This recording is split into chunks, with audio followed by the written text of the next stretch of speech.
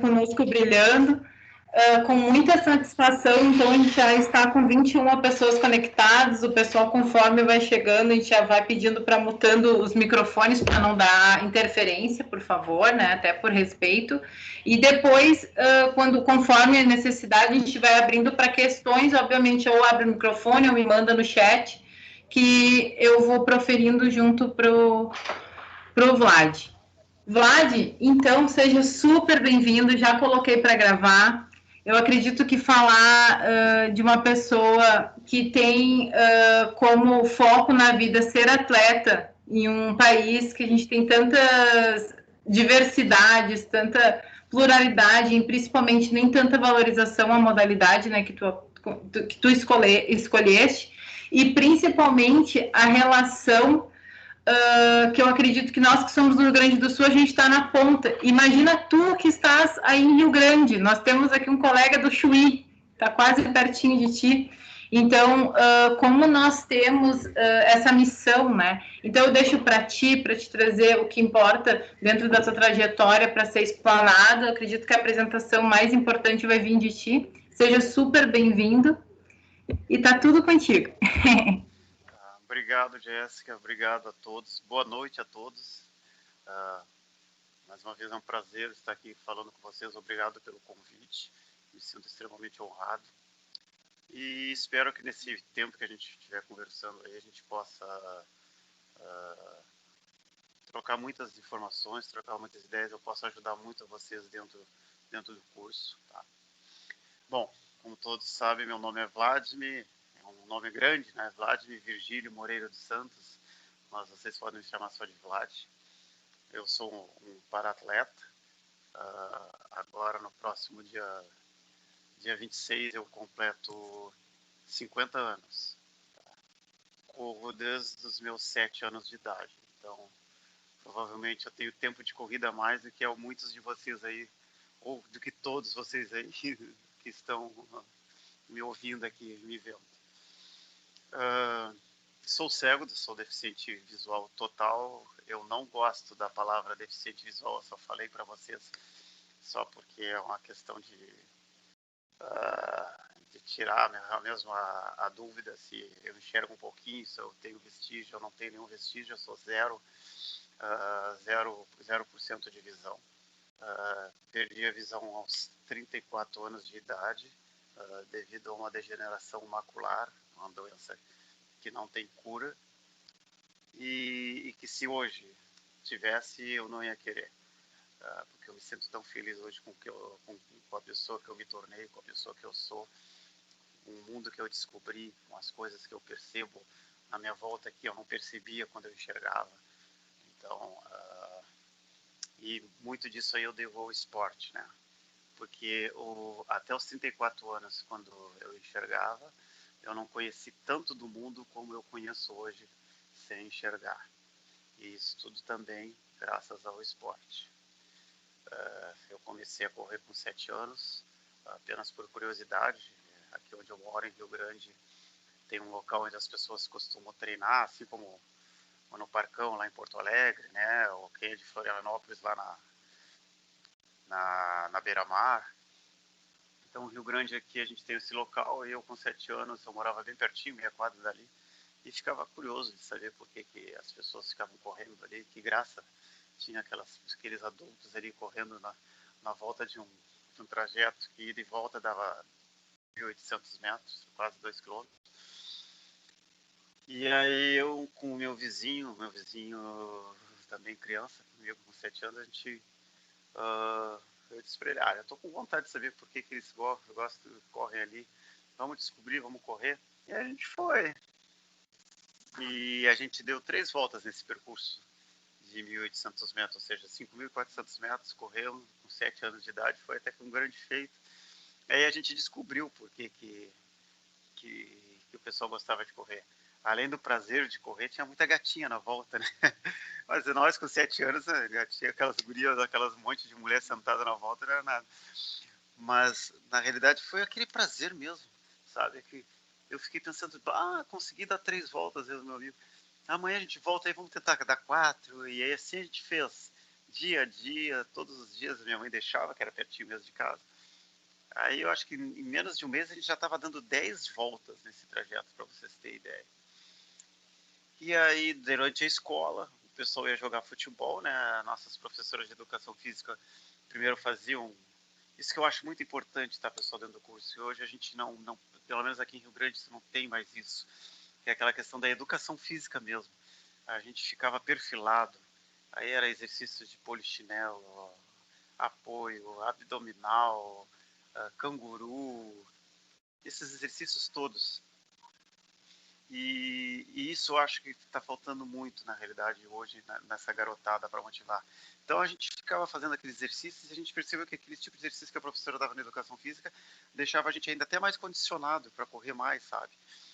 E aí a professora começou a perceber que a gente ficava correndo na volta da quadra depois que ela dava esse exercício, depois era aula livre, metade da aula, mais da metade da aula era exercício mesmo, direto, depois ela liberava tipo 20 minutos finais da aula para futebol, vôlei, e eu ficava correndo na volta da quadra. Ficava correndo na volta da quadra. E ela percebeu isso e no ano seguinte, eu já com 8 anos, ela já me inscreveu pro concurso, não, pro campeonato. Na época se chamava o Campeonato Escolar Gaúcho, era do DED. E aí eu já participei já com 8 anos de idade da prova de 1.500 metros. E ali venci a prova. Foi a minha primeira medalha. E aquilo ali, pessoal, só para resumir mais um pouco, aquilo ali, desde aquela primeira medalha, eu nunca mais parei de correr, porque quando tu ganha algo que é recompensador, no caso a medalha, em primeiro lugar, não era, mas tu ganhar uma medalha no peito de algo que tu ama fazer, é muito bom, sabe? É tu ser recompensado por uma coisa que na realidade tu nem precisava ser recompensado, porque só estar ali participando, correndo, já era uma grande recompensa. E ali foi me disciplinando, sabe? Fui crescendo, fui me tornando adolescente, não fumava, não bebia. E sempre nessa disciplina de treinos, eu ia para casa, fazia meus temas, depois eu tirava um tempinho, tipo mais uma hora eu ia treinar. E aos pouquinhos, aí com 16 anos eu fiz o concurso para a Marinha e entrei para a Escola de Aprendizes Marinheiros em Santa Catarina. E já no segundo dia de escola eu já fui convocado para a equipe de atletismo. E depois disso nunca mais na Marinha eu parei de correr também. Então, assim, como a gente estava conversando antes, essa questão de respeito e disciplina, a corrida sempre me deu essa questão de ter respeito, de ter disciplina com o atleta. E eu não fazia só corrida. Dentro do atletismo, pessoal, olha, eu já fiz salto em distância, salto triplo, 100 metros rasos, 4 por 100, arremesso de peso, arremesso de dardo. Tá? Todas essas provas eu fazia, inclusive na Marinha. Eu sempre gostei de ser um poliatleta, onde eu tinha curiosidade de aprender. O arremesso de peso eu fazia só por fazer, porque na realidade eu não tinha estrutura física, corpo para arremessar tão forte quanto aqueles. Os caras geralmente quando iam participar do arremesso de peso eram uns cavalos, eram umas toras, né? E eu mal conseguia aguentar aquele peso, né, de 7 kg, 260, se não me engano, gramas, né? Mas era a questão do gostar de fazer do esporte ali. Mas aí eu me encontrei mesmo nas provas de longa distância.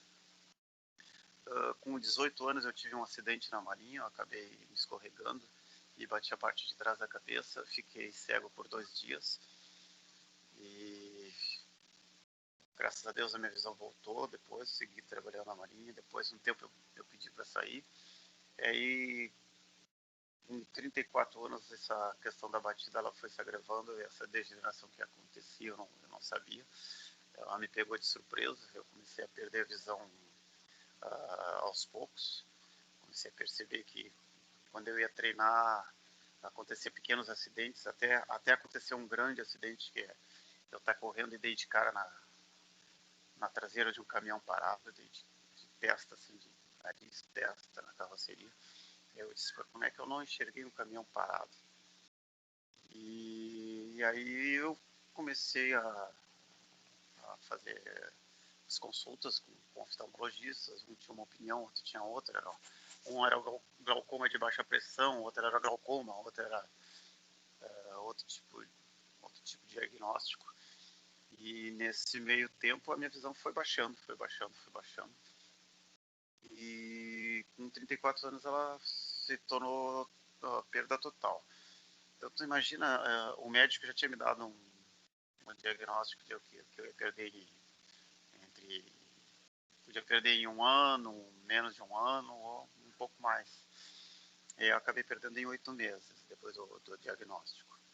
Mas você sabe o que é vocês deitar e acordar sem saber se vai enxergar? Era uma coisa muito, uma coisa bem difícil para mim, sabe?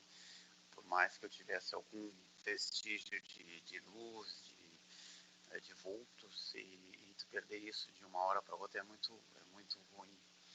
Então, quando aconteceu essa perda da visão total mesmo, eu entrei não em depressão, mas eu fiquei muito abalado. Abalado porque na época eu tinha minha filha de 8 anos, hoje minha filha está com 24, e mais minha esposa. Eu tenho, aliás, eu sou casado, a pessoa há 30 anos, tenho uma filha de 24, e tenho outra que vai fazer mês que vem 10 anos. E aí tu imagina, tu não poder ver mais o rosto da tua esposa, tu não poder ver mais o rosto da tua filha. Isso abala bastante. E isso no início me deprimiu bastante. Até então eu comecei a perceber que isso, em vez de estar me ajudando, estava prejudicando até a minha família, né? Porque a gente acaba passando essa dor, essa tristeza para eles, para elas no caso. E aí foi que eu decidi me levantar, decidi fazer alguma coisa por mim e recuperar o meu amor pela vida, o meu amor pela minha família. E o esporte veio dentro disso. Por coincidência, acabei encontrando um amigo na rua que era um companheiro meu de corrida da infância. E ele foi um dos poucos que ainda falou comigo, né? Porque a maioria das pessoas, depois que eu perdi a visão, nem procurava mais. Sim, pessoal, quando tu perde a visão, tu não perde só a visão, tu perde a identidade, né? Começa a ser chamada por rótulos, ceguinho, cego, deficiente, e outros apelidinhos bobinhos, e fazem piadinhas. Então ainda tem essa questão, né? Além da perda da visão, tu lida muito com o preconceito e com a falta de informação também, com a falta de acessibilidade para chegar aos lugares. Então eu decidi, por minha conta, aprender sozinho a andar na rua. E eu não usava essa bengala de cego tradicional, eu usava uma bengala dessas de apoio de idoso. E aí ele me encontrou na rua, percebeu que eu tinha algo errado comigo, me perguntou o que estava acontecendo. Eu disse, não, cara, eu estou cego, né, perdi a visão. E ele, a primeira coisa que ele falou para mim, sei lá, você não quer voltar a correr? Tu vê só como as coisas acontecem, pessoal. Coisa que eu fiz a minha vida inteira, que era correr até os 34 anos, desde os 7, como eu disse a vocês. E de repente tu perde a visão, tu esquece até daquilo que tu gostava. Eu nem lembrava mais que eu gostava de correr, para vocês terem ideia. E aí quando ele me fez a pergunta, assim, me acendeu uma lâmpada aqui no cérebro. E eu disse, quero voltar. E aí em uma semana a gente estudando como é que os cegos corriam, de que forma era, a gente descobriu o trabalho dos atletas guias, e ele mesmo, esse rapaz, o Roger Portarrio, que é presidente da Associação dos Corredores aqui de rua de Rio Grande. A gente começou a treinar junto aqui na pista do Exército, e a primeira volta que eu dei com ele, né, a gente usando um cadarço de sapato, com as mãos separadas mais ou menos entre 30 centímetros, quando eu dei essa primeira volta eu descobri realmente que era aquilo que eu queria fazer o resto da minha vida. E ali eu já tracei metas na minha vida. Eu disse assim pro Roger, quando eu terminei essa pista, eu quero fazer isso, eu vou recuperar meu nome, eu vou deixar de ser chamado de ceguinho, eu vou deixar das pessoas me dar rótulos, fazer piadinhas comigo, porque eu vou ser um grande desportista, vou ser um grande atleta, e aí as pessoas vão me chamar pelo nome, eu vou me chamar de qualquer outra coisa que seja para elogiar.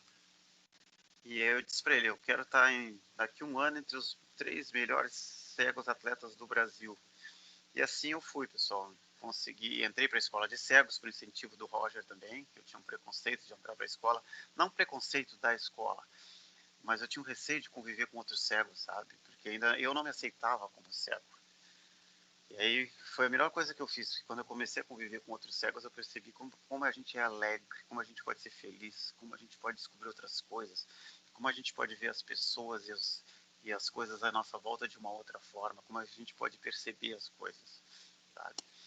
E aí a escola também, já para me incentivar a voltar mais a atleta, se filiou ao Comitê Paralímpico, e através da escola eu me filiei ao Comitê Paralímpico, fiquei federado. E um ano depois, pessoal, eu já era o segundo melhor atleta nos 10 mil metros, o segundo melhor atleta nos 5 mil metros. Um ano depois também eu ganhei a Maratona Internacional do Rio de Janeiro, nos 21 quilômetros, em 2007. Foi a minha primeira grande prova internacional que eu venci. E a partir dali eu já consegui patrocínio. E em 2008, isso foi em setembro de 2007, eu ganhei a minha Maratona do Rio. Em 2008 eu já ganhei a minha primeira prova fora do país, foi a Maratona de Trieste, na Itália, os 42 quilômetros. E aí, pessoal, aí eu fui, a minha vida só seguiu para isso, sabe? Eu batalhei sempre treinando, com a ajuda do... Aí já estava com outro atleta grego treinando aqui em Rio Grande. Nós viajamos para Trieste e ganhamos. Aí em 2009 eu já estava com outro atleta, venci a maratona, só para resumir para vocês, em 2009 venci a maratona de Genebra, 2010 a maratona de Amsterdã, 2011 a maratona de Berlim, 2012 a maratona de Lisboa. Até 2013 eu comecei minhas aventuras como ultramaratonista nas provas de deserto, né? E assim foi indo. Mas vocês têm alguma pergunta agora para fazer? Eu estou falando demais e a gente acaba saindo um pouco do contexto daquilo que vocês me perguntaram, Jéssica. Pode me interromper aí. Não, eu não sei o pessoal, mas eu tô particularmente encantada e o que eu pratico de corrida é muito trote, assim, o máximo que chega do teu aquecimento, com certeza que deve ser até o banheiro. Então, eu vou deixar para o pessoal ir perguntando. Eu tenho algumas questões também, mas se o pessoal ficar meio acanhado, tu como é daqui do Rio Grande, tu sabe que é acanhado, né? Mas se tiver alguém acanhado, eu vou fazer as minhas, então. Não eu estou aqui pronto para responder, porque se eu deixar, eu vou falando e vou saindo um pouco do contexto que vocês querem. Eu não quero sair também do que tu quer para dentro do curso, do que importa, de repente, dentro de eu, atleta, para vocês, entendeu? Senão acaba falando uma fala muito mais motivacional do que acadêmica. E eu quero muito ajudar vocês de forma acadêmica também, né? Mas, assim, ó, a questão do deserto. Por que eu comecei a correr no deserto? Tá? Eu já atravessei, para quem não conhece, eu já atravessei os desertos do Atacama por 3 vezes, né, 2013, 2014 e 2017. Atravessei o deserto do Saara em 2014, atravessei o deserto de Gobi, na China, em 2015. E em 2018 eu fiz o último deserto da série do Four Deserts, né? Que são os 4 desertos mais extremos do planeta. Em 2018 eu terminei atravessando o deserto da Antártica. Mas além dessas provas, eu participo muito desse circuito mundial, que eu amo de paixão, essas provas de 250 quilômetros, que é self-support, tá? Ou seja, a gente é responsável pelo material e pela comida que a gente vai fazer, que a gente vai consumir nos 7 dias de prova. Então, por exemplo, tu vai para o deserto, a tua mochila, tu tem que carregar um saco de dormir, roupa para frio, roupa para calor, 3 litros de água, comida para 7 dias, ou seja, a tua mochila, quando a gente corre, é uma média entre de bom material, de qualidade, ela vai te pesar entre 9,5 kg e 10.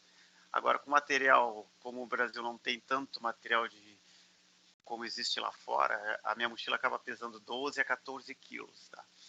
Então, imagina tu correr 250 quilômetros no deserto, com o Atacama, o mais seco do planeta, que eu pegava durante o dia 54 graus positivo, e à noite caía lá para 2 graus, 0 grau, mas com aquela mochila sempre nas costas, destruindo teus ombros, fazendo ferida nas tuas costas por causa das tiras e todo o material que tu carregava, e correndo, e aquilo vai balançando. Mas, assim, é algo que tanto é que eu fiz 3 vezes a Atacama, que eu amo demais, sabe? Por quê? Porque são provas que te põe em desafio. E outra, pessoal, nenhuma dessas provas os atletas são cegos. Só eu, o único metido que sou, vou lá e eu queria provar para as pessoas que um cego também podia fazer de igual para igual uma prova dessas. Por quê?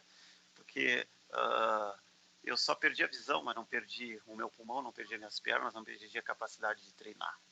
Eu treino muito para isso. Eu treino hoje, eu estou me preparando para o deserto da Namíbia, que vai ser em abril, também a 250 quilômetros.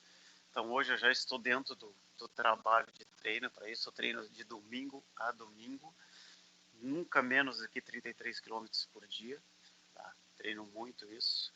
E tenho uma meta sempre diária. Eu tenho uma meta diária de passos por dia, de quilômetros por dia. Porque a gente só consegue aquilo quando a gente realmente se determina a fazer, quando a gente realmente quer fazer. Eu completei todas essas provas porque eu queria conhecer o que era o deserto. Eu fiz uma entrevista em 2010 com o Ernesto Paglia no Jornal Nacional.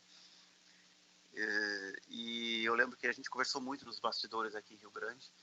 Aí o Ernesto Paglia, um ano depois, escreve um livro, e nesse livro ele fala de mim, em algumas páginas, falando de mim, de como me conheceu. E num determinado trecho do livro, ele diz assim: conversando com Vladimir, lembrei do filme do diretor Herzog, O Enigma de Caspar Hauser, onde um cego guiava salvo uma caravana pelo deserto. Quando eu escutei essa parte do livro, eu disse assim: deserto? Como é que será um deserto? Como será que eu, cego, posso ver um deserto? E aí, na mesma hora, me instalou aquilo. Eu disse: eu quero correr no deserto. Aí comecei, com a ajuda da internet, procurar se existia corridas em desertos, se existia alguma coisa, e descobri esse circuito, For Deserts, né? E aí eu disse assim: eu quero em 5 anos completar os 4 desertos. Isso era 2012. Em 2013 eu fiz o meu primeiro, como eu disse para vocês, o Atacama. Em 2018, 5 anos depois, eu terminei meu último, que foi o deserto da Antártica. Então, assim, pessoal, é um processo de muito treinamento, é um processo de muita disciplina, de muita negação. Tu tem que negar muita coisa, tu tem que abdicar de muitos prazeres da vida, com uma boa comida, de vez em quando. Eu tomo minha cerveja agora, decidi realmente até a Namíbia não consumir mais nenhuma gota de álcool, que é para condicionar meu corpo para isso. Se vocês realmente, assim, a gente quer realmente chegar a alguma coisa, a gente tem que fazer sacrifícios, né? E eu costumo até, na arte da guerra, né? Tem uma parte que o cara diz que nós temos que sangrar no treinamento, né? Que é para não morrer na guerra. Então é assim. O meu dia a dia de treino é realmente puxado. Eu cheguei nessa live aqui um pouco atrasado, porque hoje minha rotina de treino começou cedo, então chega tipo 9 horas da noite, 10 horas da noite, e eu tô um bagaço, né? Cansado.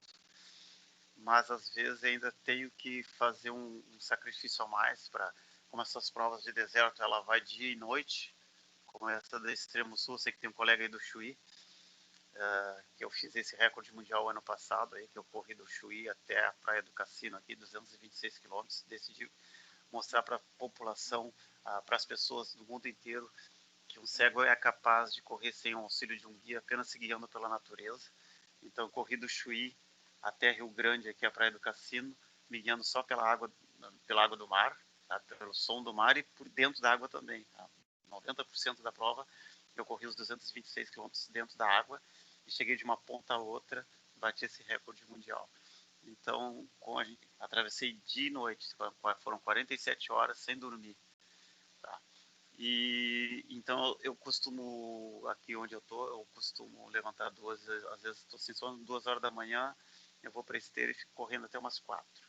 Aí eu volto a dormir de novo. Assim eu já condiciono o meu corpo também, a minha mente, a se preparar sempre para estar correndo durante a noite também, porque tu tem que te preparar para isso. Eu treino no frio, eu treino na chuva, eu treino, o meu horário de treino é sempre, começo a correr ao meio-dia, que é principalmente no verão, que é porque eu preciso me adaptar com o grande calor, né? Porque no deserto eu não vou fugir do sol, então não adianta eu treinar aqui 7 da noite, 8 da noite, fresquinho, e ir para uma competição onde eu vou pegar 50 graus, 54 graus, aí eu não vou aguentar. Então eu tenho que condicionar meu corpo muito para isso. Perfeito. E tu sabe que uma das perguntas que eu ia te fazer era a relação bem fisiológica do treinamento. Mas antes de eu fazer as minhas, o Nelton, ele tem um questionamento para ti, o Nelton, que ele também é segurança do trabalho, ele tem uma trajetória também como participante de outras modalidades. Fica à vontade aí, Nelton, a palavra é tua. Bom, boa noite, então. Boa noite, Nelson. Eu vou dizer assim, ó, eu estou muito feliz por esse encontro, porque a gente recebe muitas pessoas de outros estados e a gente acaba criando ídolos fora, né, e acaba não valorizando o interno, cara. E assim, ó, é incrível, assim, eu tô olhando, eu tô escutando, assim, e quanto mais escuto, mais eu quero saber. Então, parabéns aí pela tua trajetória, cara, incrível mesmo. Bom, eu Obrigado, tenho Nelson. muitas perguntas, né? Muitas. Mas eu não quero roubar o espaço dos demais, porque eu sei que todo mundo quer perguntar, todo mundo está muito curioso. Então eu vou iniciar. Eu digo assim, eu sou do judô e ciclismo, tá? Mas eu tentei correr. E aí vem mais a minha admiração ainda por ti. Porque eu sei o quão difícil é. A gente vê que hoje tem muita gente aí tentando correr, tem muita gente, tem muitas provas, e que nem tu falou, que legal tu receber uma medalha daquele esporte que tu gosta. Eles incentivam muito, dando hoje a medalha de participação. Se soubesse o orgulho que eu tive quando eu recebi minha primeira medalha de participação correndo 5 quilômetros, morrendo, e agora tu contando os teus causos, aí, bom, aí eu até nem vou continuar contando porque fiquei com vergonha. Mas Capaz, vamos para a minha capaz. pergunta. Em algum momento tu pensou em desistir do esporte? Não, não. O único momento que não é que eu tenha desistido, mas realmente foi como eu disse no início ali, o baque que eu tive com a perda da visão, foi um buraco negro que deu no meu cérebro, que realmente não é porque eu achei que eu cego não podia mais correr, não, né? Realmente a corrida simplesmente desapareceu da minha cabeça, assim, sabe? Acho que, sei lá, pra gente ver como as coisas às vezes pega pesado na nossa vida, que aquilo que a gente mais ama, de repente, simplesmente desapareceu. Então foi o único momento, assim, que eu não pensei em corrida, foi porque realmente eu não lembrei. O baque não me fez lembrar disso. Mas a partir do momento que me lembraram que eu corria antes, eu nunca mais quis. E assim, ó, eu já passei por vários preconceitos em provas, vou dizer bem sincero, muitos preconceitos, de passar por atletas que enxergam, principalmente em provas de rua, tá? E aí os caras, por exemplo, tem torcedores na rua, tem lá no Rio mesmo, a meia do Rio o pessoal fica tudo na hora lá torcendo, né? São milhares de pessoas. Aí os caras começam a gritar, perdendo para um ceguinho, que vergonha. Pô, que vergonha por quê, pessoal? Pô, eu ralo muito para treinar, para correr, sabe? E aquilo às vezes me irritava. Eu lembro que o meu guia uma vez até me parou. Eu quis parar e ele disse, vamos, Vlad, não dá bola. E eu disse assim, não, mas pô, o cara tá me menosprezando, eu vou responder só, eu não ia brigar, você ia dizer, cara, esse não perde tempo com isso, eu não perdi. Ou então, quando a gente corria com a guia mais pertinho, assim, um do outro, aí os caras vinham com aquelas piadinhas, eu não sou homofóbico de maneira alguma, tá? Eu não sou mesmo. Mas eles vinham com aquelas piadinhas tipo assim, ó, ai, duas gazelas correndo de mão dada, ai, duas bichinhas, não sei o que, sabe? E aquilo me incomodava, porque o jeito que eles falavam não, não ofendia só a mim, ofendia todas as outras pessoas que porventura tem outro tipo de opção sexual. É que nem tu chegar e chamar o ceguinho, entendeu? Então, assim, ó, as pessoas não viam essa questão solidária. Mas isso nunca me fez parar de querer parar de correr. Pelo contrário, até me motiva, sabe? Me motiva a fazer ainda mais. Tu quer ver uma coisa que mais me motiva? É alguém dizer que eu não vou conseguir concluir. Eu vou lá subir as montanhas, sei lá, A Antártica, todo mundo achava que eu não ia fazer Antártica, porque era muito frio, porque era muito gelo e que era muito caro chegar lá, sabe? Aí que eu mostrava, sabe? Me diga que eu não vou fazer, eu costumo dizer isso até nas minhas palestras, por favor, o maior incentivo que vocês me dão é dizer que eu não vou conseguir, porque eu vou lá e faço. Eu vou lá e faço. Eu posso perder unha do pé, como isso acontece muito, mas eu vou lá e faço. Porque assim, a gente não pode menosprezar ninguém por ela ser diferente de outra. A gente pode ser diferente na parte física, pode estar faltando um sentido, mas a gente compensa com outro. E é isso aí, Nelson. Então acho que te respondi essa questão. Na verdade, tu me respondeu já duas. Porque a minha segunda pergunta seria qual motivação fez você continuar. Então, numa aí, tu já conseguiu responder duas, né? Ah, que bom, cara, que bom. Mas eu vou fazer mais uma ainda. Ah, Aqui em Guaíba, a gente tem muitas academias, muitos instrutores que fazem esse trabalho de iniciação no esporte, em especial a corrida, tá? tá.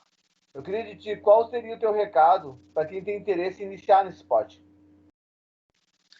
Olha, acima de tudo, a corrida não é um bicho de sete cabeças. Eu costumo dizer pro pessoal, é só um pé na frente do outro, tá? Um pé na frente do outro, tu vai longe. Às vezes, nos primeiros dias, tu não vai tão longe quanto tu quer ir, porque isso depende muito da tua capacidade pulmonar, tu vai adquirindo isso com o treino, né? Então eu digo, pessoal, começa devagar. Eu quero correr já 10 quilômetros, mas quanto tempo tu já corre? Já não corro há muito tempo. Tem gente que já tem um dom. O cara já não sabe que tem um potencial para corrida, ele vai lá, começa a correr e vai indo. Agora tem aquelas que não tem fôlego para isso. Então o que eu digo? Começa com 30 minutos de caminhada, e aí dentro desses 30 minutos de caminhada tenta inserir 5 minutos, 2 a 5 minutos de corrida, e aí diariamente tu vai aumentando esse tempo de corrida e diminuindo o tempo de caminhada, sabe? Que aí aos pouquinhos tu vai indo. E acima de tudo, se der para participar de um grupo de corrida, é ótimo, porque os grupos de corrida hoje são tantos aqui, Rio Grande tem tantos, né? Isso motiva muito as pessoas a continuar, porque dentro do grupo de corrida tu encontra aquele parceiro que corre do teu ritmo, tem aquele parceiro que corre mais, tem aquele que corre menos, mas aí vocês vão se automotivando. As pessoas começam a correr baixinho, aí vai se motivando para correr um pouco, a chegar ao nível do outro colega que está mais acima, mais acima. Então, acima de tudo, participar de grupo de corrida, fazer um check-up, isso é importantíssimo, que tu não pode sair correndo sem saber se tem algum problema também, né? E às vezes muitos dos os problemas cardíacos que a gente tem são extremamente invisíveis a nós, e isso a gente só vai perceber quando eles começam a aparecer num esforço muito grande, e às vezes até é tarde, né, porque a maioria dos infartos em pessoas novas, jovens, até 40 anos, eles geralmente é fulminante. Então, acima de tudo, que as pessoas entrem em grupo de corrida, façam a sua trajetória, não ligue para os outros, traça a sua própria meta, tá? Não te importa com... isso acontece muito nas maratonas, tá? O cara vai correr a sua primeira maratona e aí vê o cara lá da frente largando um pouco mais rápido, ele treinou para fazer, tipo, minha primeira maratona eu vou treinar para fazer 4, 5 horas. Aí vai lá, vê um cara mais empolgado lá e o cara tá mais aceleradinho, o cara que vai fazer lá 3 horas, e ele vai querer acompanhar pelo menos 10 quilômetros do cara e tá morto, acabou. Ele não vai fazer nem 4, nem 5, nem nada, ele não termina a prova.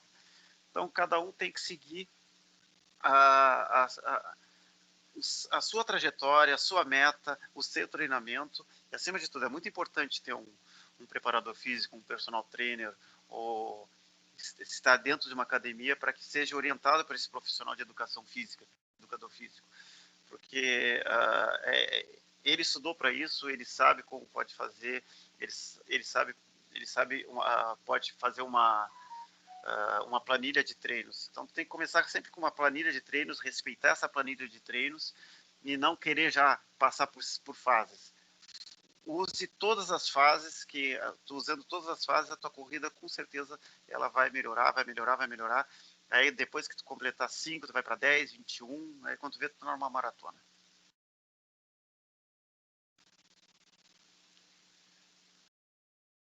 Não sei se você se responde bem aí, Nelton.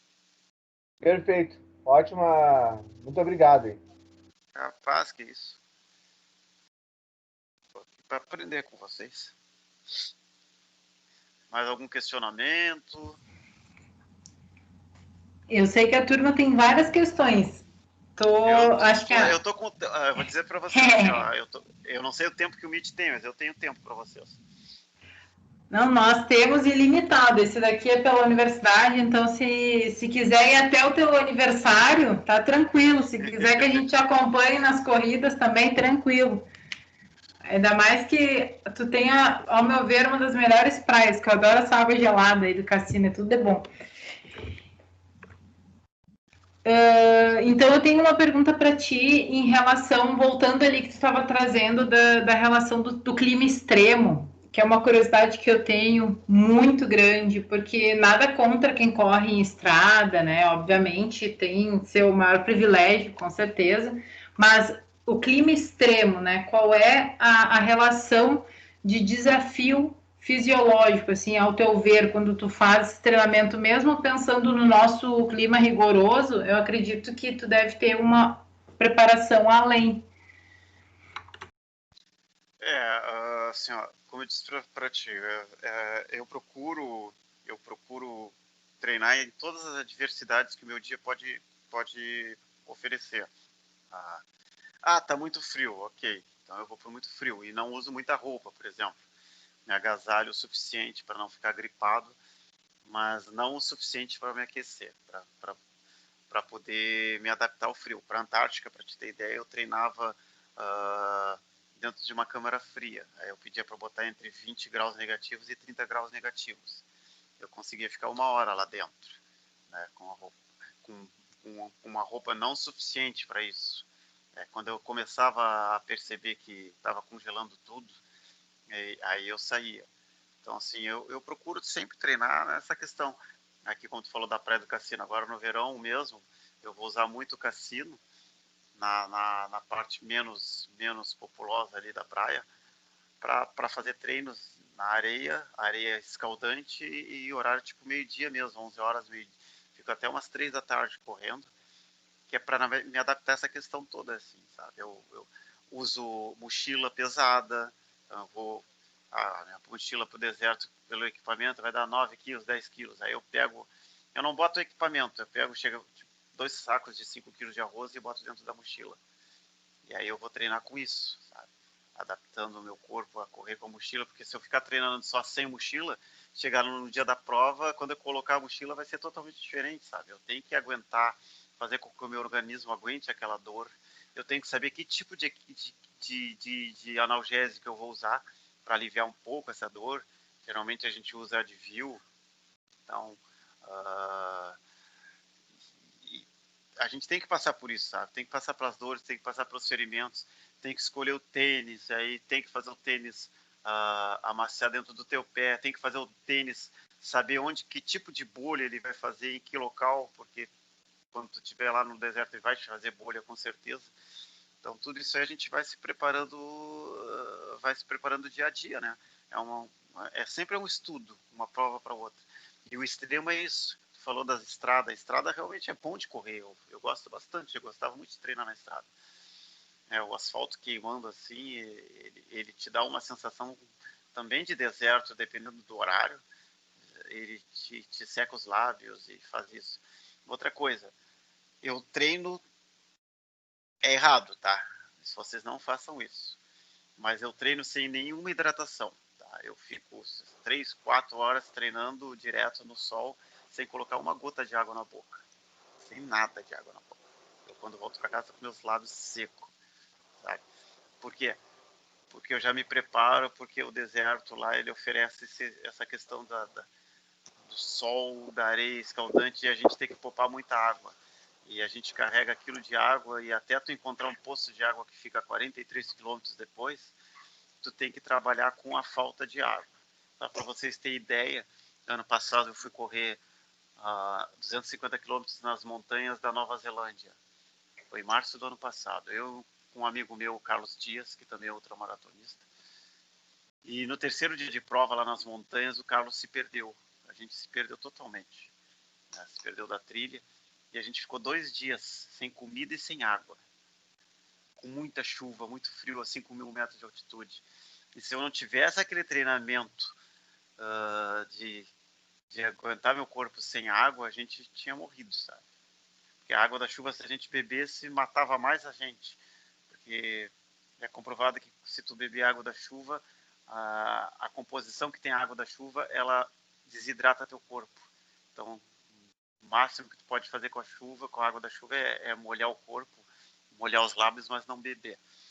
Então, isso me condicionou bastante a ficar esses 2 dias e 2 noites sem beber água e sem comer, até a gente ser resgatado por um helicóptero depois.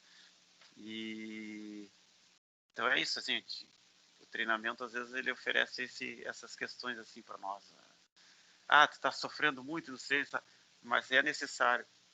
Eu perco de 9 a 9,5 kg de peso numa prova de deserto, assim. Então ele é bem significativo. É meio doida a coisa, né, Jéssica? É um baita desafio, com certeza tem uma relação de amor e de muito desempenho, né, Vladimir? E a disciplina, como tu já tinha colocado lá no início. Eu vi que o Alisson desmutou o microfone, não sei se ele quer trazer alguma pergunta ou se mais alguém tem outras perguntas, porque eu tenho muitas perguntas. Se o pessoal não abrir, se ficar acanhado.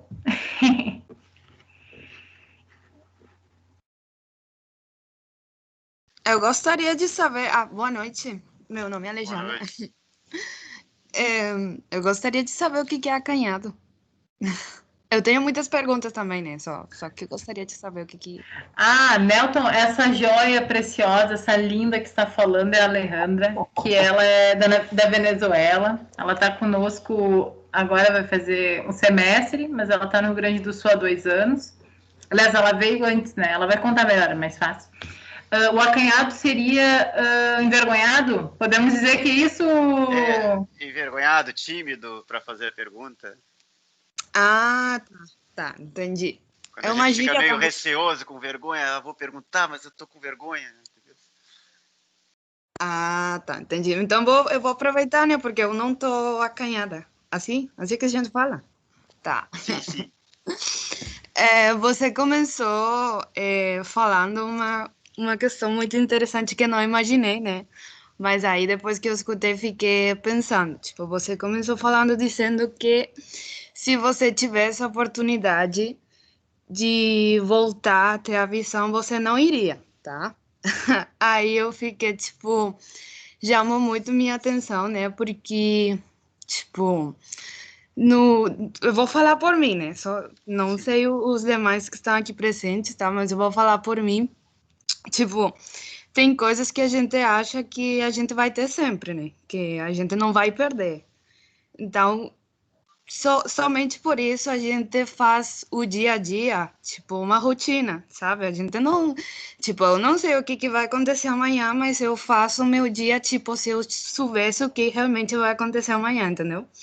Então, daí, se eu acordasse amanhã sentindo que eu não, tipo, sem a minha visão, tipo, daria uma mudança total na minha vida, entendeu? E a primeira coisa que eu pensaria, tipo, se eu tivesse a oportunidade de ter a minha visão novamente, eu ia querer, né? Eu na minha vivência, eu ia querer, óbvio, né? Mas então aí com essa questão que você falou no início, tipo, me fez pensar. Então, o que a gente faz da vida, como a gente vive a vida, será que a gente precisa perder alguma coisa que acha que é uma costume total para a gente valorizar ainda mais o que a gente tem pela frente? E eu gostaria de saber por que você, o que você aprendeu que se você tivesse a oportunidade não iria, né? Não iria. Então, o que você aprendeu para a gente aprender aqui também, né? Estou muito curiosa com isso. Sim, Leandro, olha só. Eu vou dizer assim, o meu dia hoje, tá? O meu dia é hoje. Então, uma das coisas que eu tenho por princípio, sabe, é viver o hoje. O ontem, para mim, realmente já passou, então eu não vou nem perder tempo. Se ele foi bonito, fica aquela boa lembrança, se fez coisas boas, como eu fui feliz, fica nas boas lembranças, mas eu já não penso mais. O amanhã eu não quero nem perder tempo. Tá? Eu não quero perder tempo, ele não chegou. Eu não sei nem se vai chegar. Sabe? Porque esse mundo é tão rápido das coisas acontecerem. A gente fica se preocupando. Eu tenho que guardar dinheiro para isso, que amanhã eu quero fazer isso. Não vou usar o meu perfume, porque eu quero poupar, pode ser uma festa no final do ano, eu vou me formar. E se a gente não chega lá? Vai ficar o perfume? Vai ficar o dinheiro? Para que tu tem isso, então? Sabe? Então, assim, eu me dou o direito de usar o meu melhor perfume. Eu me dou o direito de gastar aquilo que eu não tenho hoje, para amanhã, sabe? Eu corro atrás sempre depois. Eu corro atrás. Quando chegar amanhã, eu corro atrás. Mas hoje eu tenho que viver isso, sabe? Eu não preciso enxergar com os olhos para saber que eu estou num local bonito, porque eu percebo isso pelo cheiro das flores, eu percebo isso pelo toque do local, sabe? Pelo sorriso que as pessoas estão ali enviando, sabe? Eu percebo alegria.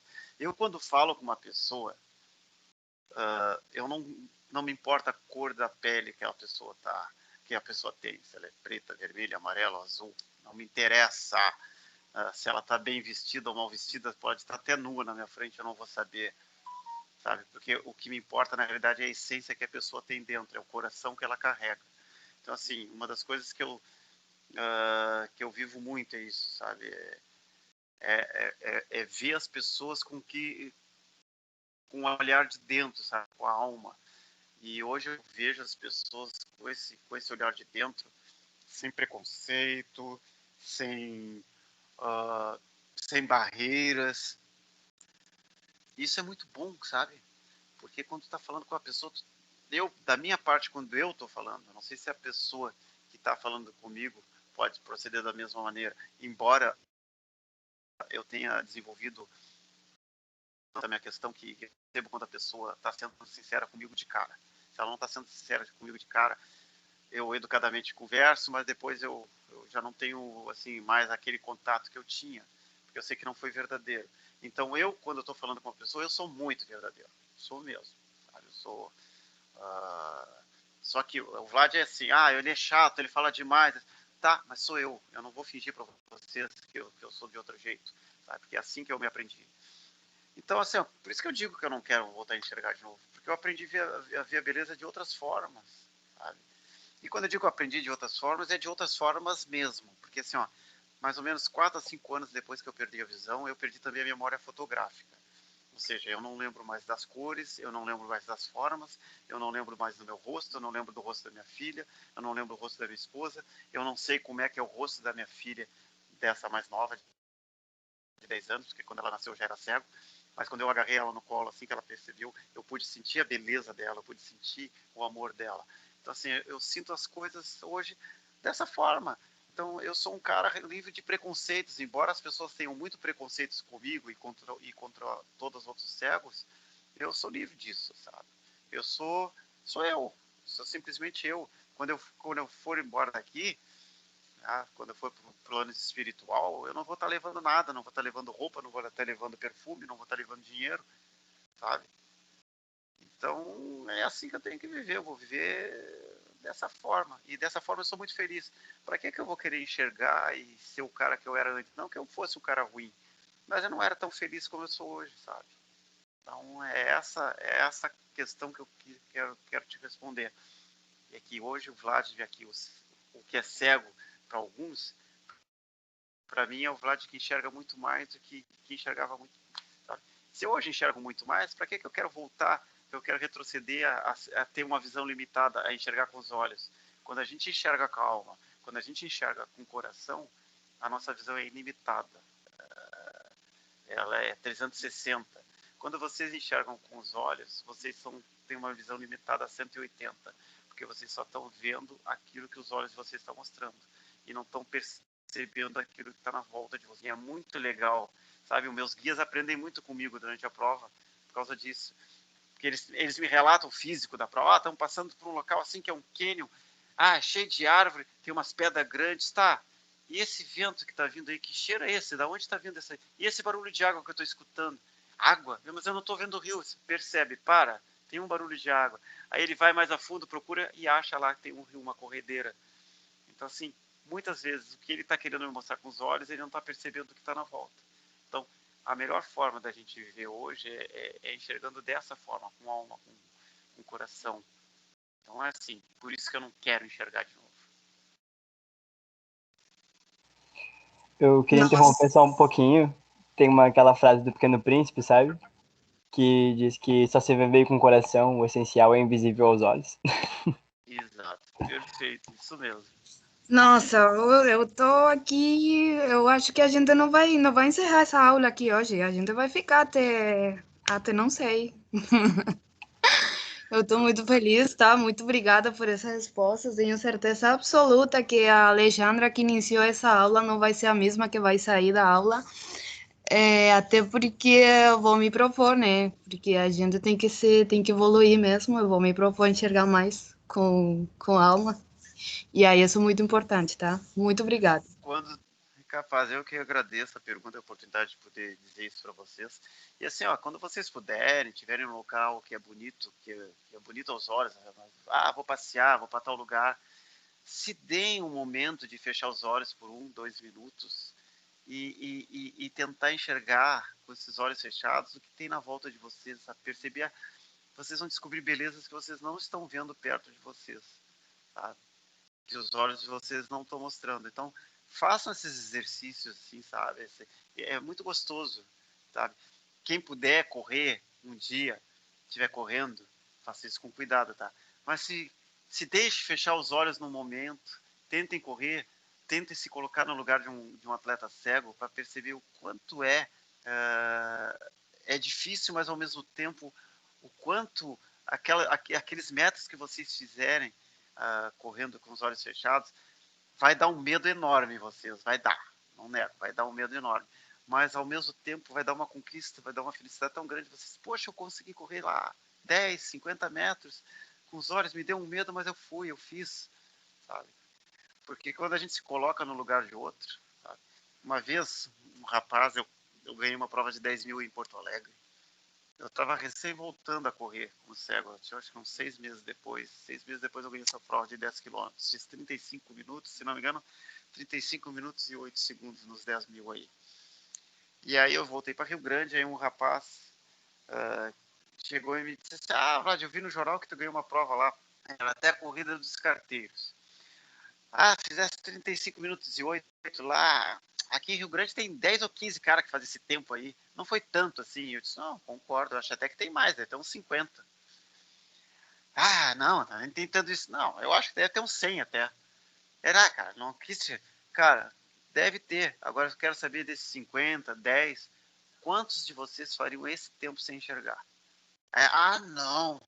Aí não. Eu disse, pois é. Então não menosprezo o que eu fiz.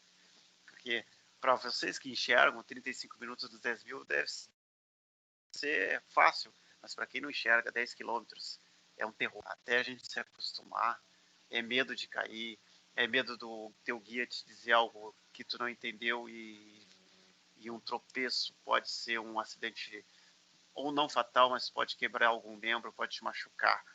Então assim, se coloque no lugar dos outros. O que pode ser fácil para um não é fácil para o outro, sabe? Então, tem essas questões assim. Eu gostaria de responder, vocês estão fazendo umas perguntas bem legais. E mais eu posso ajudá-los? Essa questão do guia até foi previamente me dado, ele ser eu treino com guia para me preparar para a prova, né, por exemplo, para um deserto. Eu não treino com guia, pessoal. Eu aqui em Rio Grande, eu treino sozinho, por alguns motivos. Primeiro, custo. Não tenho dinheiro para guia que fique correndo comigo sempre. Não tenho dinheiro para que esse guia viaje comigo nas provas de deserto, por exemplo. Só para vocês terem ideia, uma prova de deserto, a Namíbia agora, além do custo das passagens para a África, só a inscrição, o custo da inscrição é $4.000. Se vocês colocar hoje o dólar a R$ 5,70, mas a taxa de transferência que a gente tem que mandar esse dinheiro para Hong Kong sai aí quase 30 mil reais uma inscrição. Então imagina eu pagar para mim e para o guia, eu não tenho isso. Então eu adquiri aqui em Rio Grande uma coisa, que eu treino num local aqui que é a Avenida Portugal, que é uma ciclovia, ela é linha reta, ela tem ida e volta quase que 2,5 km. Então eu fico correndo nessa ciclovia, ida, volta o dia inteiro. Tá? Os ciclistas já me conhecem, eu vou com a minha bengalinha ali, eu corro praticamente encostado ao meio-fio, vou com a minha bengalinha e corro. Mas assim, eu tenho a minha independência de correr o horário que eu quero, no sol que eu quero, no tempo que eu quiser, sem depender do tempo do guia. Né? E aí, quando eu vou encontrar meu guia, eu encontro meu guia nas provas. E geralmente, quando eu me inscrevo na Níbia mesmo, a organização da Ford já me conhece. Então, eles mandam e-mail para todos os inscritos, e dentro desses inscritos, todos são atletas, vários se voluntariam a correr do meu lado. E aí a organização escolhe um dos atletas que, ou geralmente, tem o mesmo pace que eu, ou então um cara que ele sabe que já é experiente em deserto e que não vai desistir, não vai me deixar na mão. Né? Então, hoje eu não tenho guia treinando comigo, eu encontro meu guia na própria prova mesmo, e graças a essas organizações eu não pago mais nada para o guia, os guias todos, pelo contrário, eles que pagam, e a gente troca essa experiência junto, sabe? Além de eu fazer um amigo, eu já corri com guias da Inglaterra, de Hong Kong, de Portugal, do Chile, da Alemanha, de vários guias. Então a gente vai fazendo vários amigos por esse mundo afora, dos Estados Unidos também já corri. E eles aprendem comigo um pouco, eu aprendo com eles muito também, além de aprender a língua, aprender os costumes, é muito legal. Alexandre aí da Venezuela, eu corri no Equador, Alexandre, e gosto muito dessa questão do povo latino, eu acho eles são extremamente acolhedores, são muito parceiros, são muito amigos, são muito animados, sabe? São muito animados. Então, gosto muito de correr com o povo latino também, porque eu me sinto assim, falam muito do brasileiro, que o brasileiro é alegre, não sei o quê, mas a gente percebe muito disso no povo latino também. Então eu me sinto em casa quando eu estou correndo num país latino. Que bom que tu percebe isso, fico muito feliz. As nossas costumes mudam, né, conforme o país, né, mas a gente é carismática mesmo, e eu também, olha, cada dia tô aprendendo uma nova coisa de vocês. Tenho muita coisa boa para falar para vocês, tenho muita coisa que sou. Olha, eu sempre falo para minha família lá no meu país que sou muito grata, sou muito e tô curtindo demais as costumes de vocês. Tu falou uma coisa que é muito importante na nossa vida, sabe? Eu levo isso muito nas minhas provas e nos meus treinos, que é a questão da gratidão, né? A gente tem que estar grato pelo dia que a gente está ali. Eu sou grato por estar num país correndo, mesmo sendo uma prova tão difícil, mas eu sou grato por estar ali. Sou grato por estar vivenciando, sou grato por Deus me deixar vivo. Porque eu perdi a visão, mas eu podia ter tido um câncer maligno que podia ter me tirado a vida. E aí as pessoas, tu perdeu a visão. Eu disse, não, eu não perdi a visão. Não perdi nada, eu ganhei uma forma nova de enxergar. E eu sou até grato a isso, sabe? Porque graças a isso o mundo ficou mais amplo para mim. Eu tinha um mundo mais limitado e hoje o mundo não tem limites, sabe? Eu costumo dizer que eu sou um cego sem limites. Não me coloquem limites, porque eu vou lá e mostro para vocês que eu consigo superar esses limites assim. O que mais temos? Mais que respondido, né, Alejandra? Mais que respondido, Jéssica. Eu acho que eu não vou trabalhar hoje. Não, eu acho que tu vai ter que fazer mais uma tatuagem. Com certeza. Eu já tô pensando já como juntar os dois.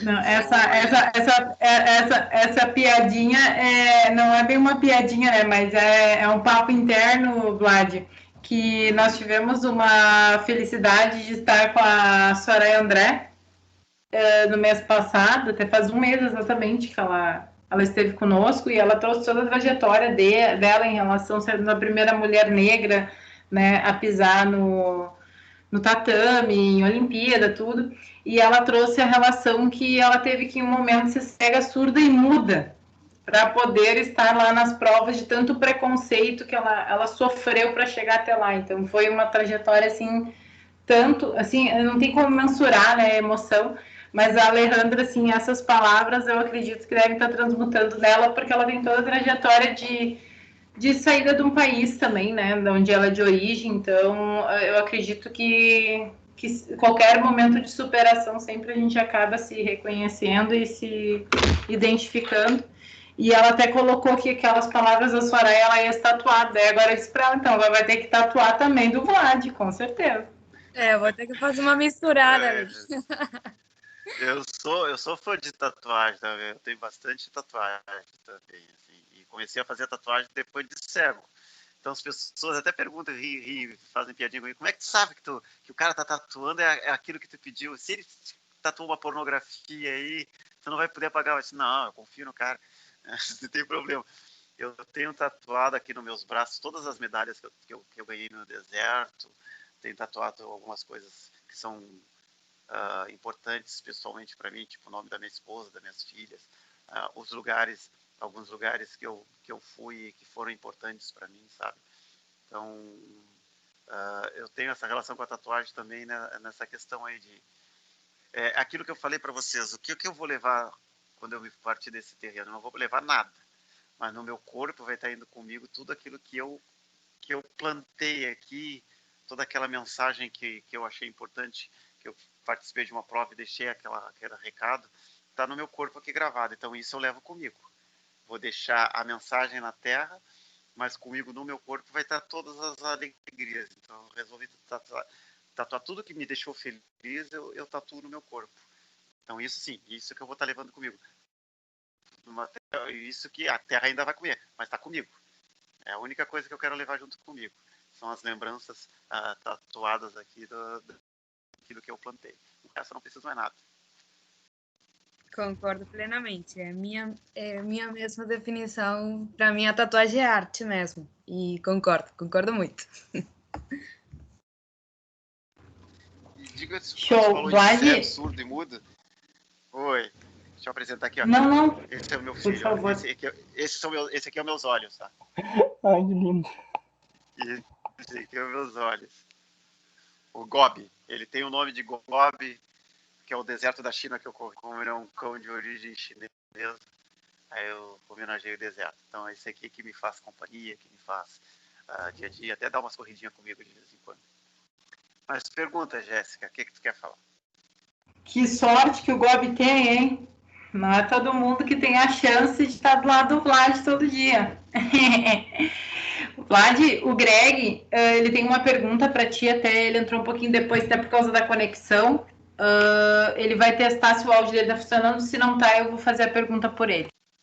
Tá.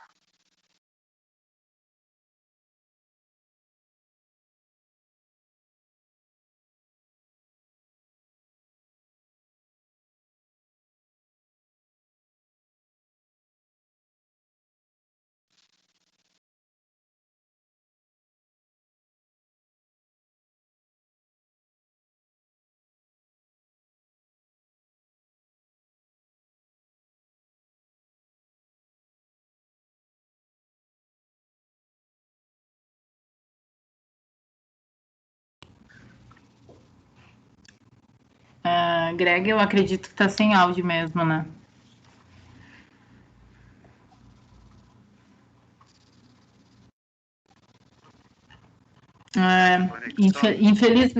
Infelizmente a conexão dele não deixou o áudio conectar. Então, não acessou o áudio, perdão. Então, ele colocou a relação. Ele primeiro fez um questionamento, porque ele infelizmente teve que entrar um pouco depois por causa da conexão. E ele trouxe a relação de quantas vezes por semana tu costuma treinar e se varia muito o tipo de treino com a relação da prova que tu vai participar. Eu até questionei, coloquei ele para ele que tu tinha falado um pouco sobre a relação dos ambientes extremos, né? Então tu falou da câmara fria, da mochila pesada, mas a relação da periodicidade de treino tu não chegaste a trazer. Até só para te contextualizar, nós temos aqui formados, tem pessoal que está no segundo semestre, no primeiro semestre, tem quem está também quase se formando, já está em estágio, mas sempre é importante ter esse olhar, principalmente do esporte, porque o esporte é uma ferramenta de prática universal, né? Então, é bem importante esse olhar também da periodicidade do treino. Ótima pergunta que o Greg trouxe. Bom, vamos te responder com essa questão. Eu treino 7 dias por semana. Eu não descanso. Se dá para dizer que descanso, eu só pego leve num dia da semana no treino. Pode ser no domingo, pode ser no sábado. Mas eu não tenho esse costume de descansar. Descansar o corpo, assim, sabe? Hoje eu vou ficar sem correr. A não ser que eu esteja viajando, por exemplo. Por um motivo, fui contratado para uma palestra e aí eu não tô. Mesmo assim, se o hotel que eu ficar tiver uma esteira, eu vou para aquela esteira no final da palestra, antes de dormir, puxo pelo menos uns 10 quilômetros, que é para fazer com que o meu corpo fique em atividade. Mas eu não tenho costume de descansar, não gosto de descansar,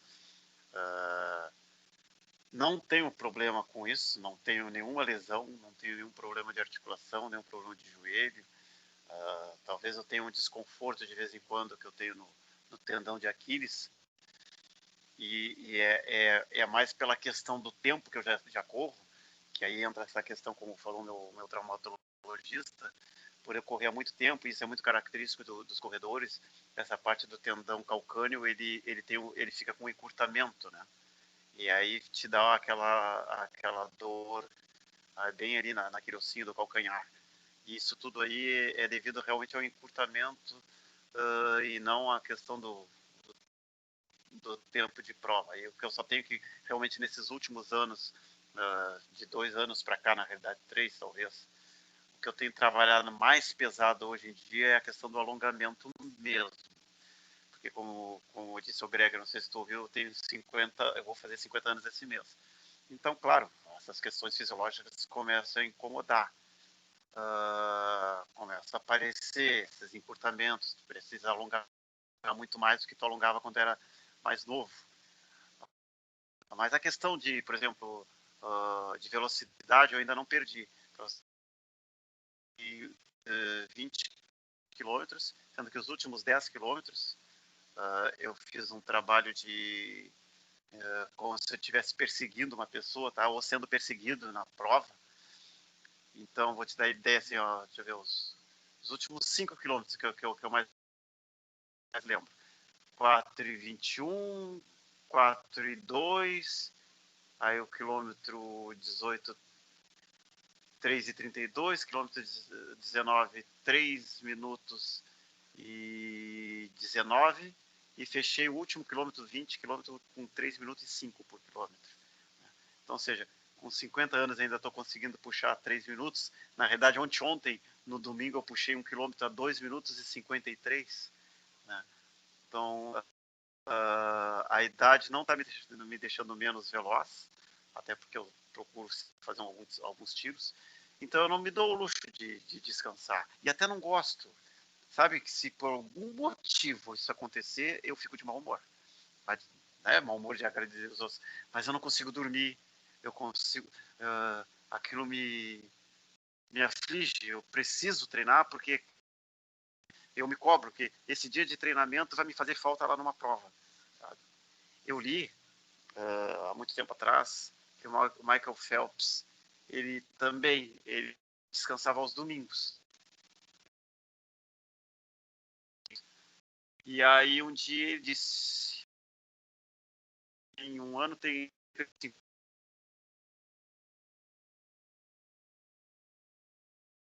todos os domingos, eu vou ter 52 dias de... E o que aconteceu? O cara arrebentou a boca do balão e foi recordista em tudo que é prova.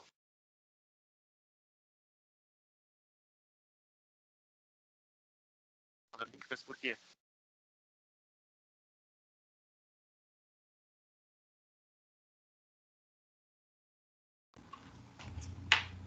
Vlad, eu não sei se para os demais, mas chegou a dar uma cortadinha na conexão. bem ali no momento que tu falaste do intervalo do Phelps, logo de quem, né? Aquele cara é muito...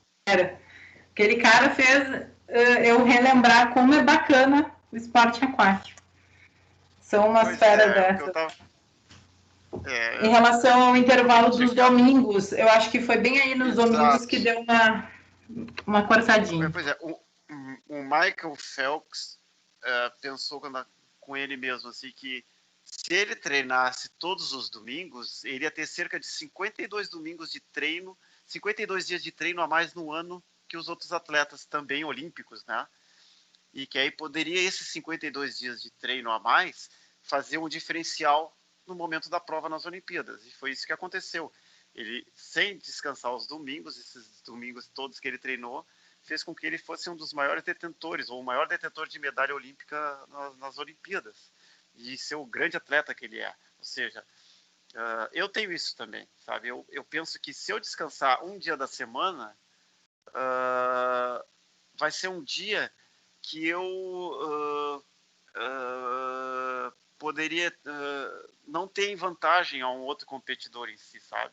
Não que eu vá lá para ganhar do cara, mas tudo que eu puder fazer para chegar na frente de uma pessoa que enxerga naturalmente, sabe? Sem depender de favor de ninguém, porque sem olhar como coitadinho, vamos deixar o cara chegar na frente, não, sabe? Eu corro para me mostrar que eu sou de igual para igual. E para me mostrar que eu sou de igual para igual, muitas vezes eu tenho que treinar mais, porque eu tenho que superar esse medo que eu possa ter durante uma prova de um local muito íngreme, de um canyon, de alguma coisa. Então, quando eu estou treinando assim, todos os dias, eu sei que essa vantagem vai fazer com que eu, pelo menos, fique de igual para igual com esses outros competidores, sabe? E me faz falta. Se eu não treino, treinar para mim é uma terapia. Sabe? Treinar para mim é um momento de relaxamento mental, sabe? Em vez de eu estourar, se o meu dia não foi bom, em vez de eu estourar com uma pessoa, eu vou correr. A minha esposa mesmo disse, tu não tá de bom humor, Vlad. Bota minha bermuda e sai. Aí eu boto meu calção e vou correr. Aí pronto, volto pianinho, tranquilo, sem briga com ninguém, sem nada, sabe? Para mim é um tratamento até, além de ser um tratamento psicológico a corrida para mim. Mas é claro que é bom que as pessoas tenham um certo descanso para o corpo, porque nem todas estão preparadas para um alto rendimento.